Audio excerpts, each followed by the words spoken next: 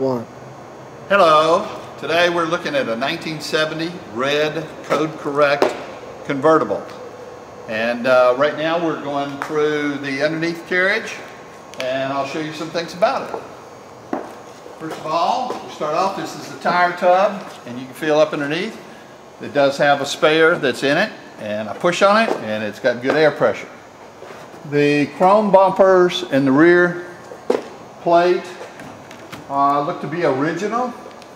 Chrome's pretty good on the bumpers, and we'll take a closer picture of that. There is a little pitting on this casket plate here, but I can get you another one if you want for $25. That's all it costs for this, and if you want a new set of bumpers, $250 plus installation cost.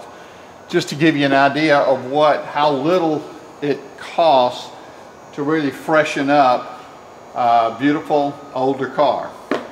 The exhausts on it, dual exhausts, appear to be in excellent condition and recently replaced. We'll go across the back and check.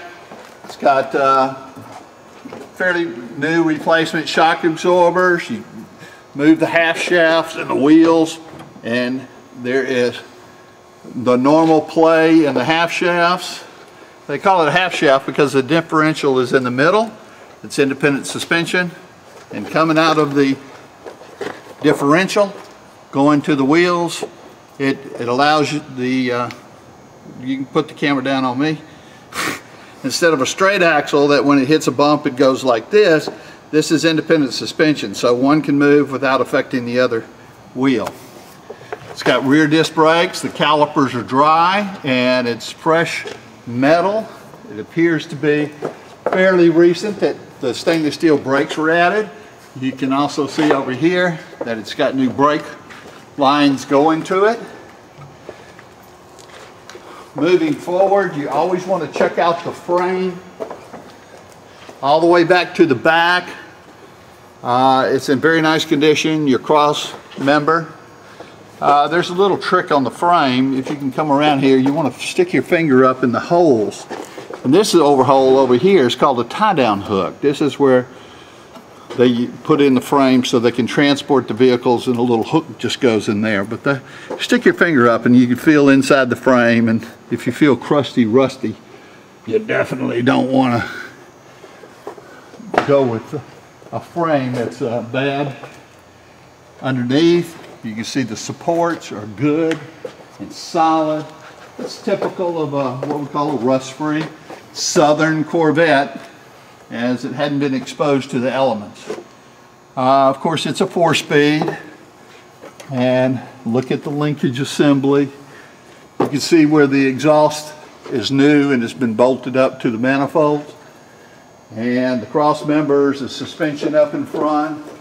Our mechanics do a 321 item inspection on these cars, and they notate everything that they see.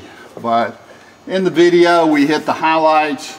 Again, you can see fresh calipers in the front on both sides. If there's any seepage in the calipers, then we immediately replace them. We don't now offer cars that's got issues like that, because it's just problems waiting, delayed to happen.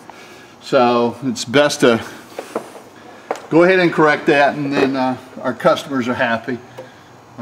Fairly recent oil filter, your starter. I think we've pretty much gone over it. It looks very good up underneath. Linkage looks very good. Fresh trowel rod endings, they're fairly new. Fiberglass on it. Appears to be very nice. I'll show you something. If I have a light, Lonnie, is there a light over here? Let me get a light. I got a flashlight. You do have a flashlight? I do. Okay. A couple little notes you can see up underneath.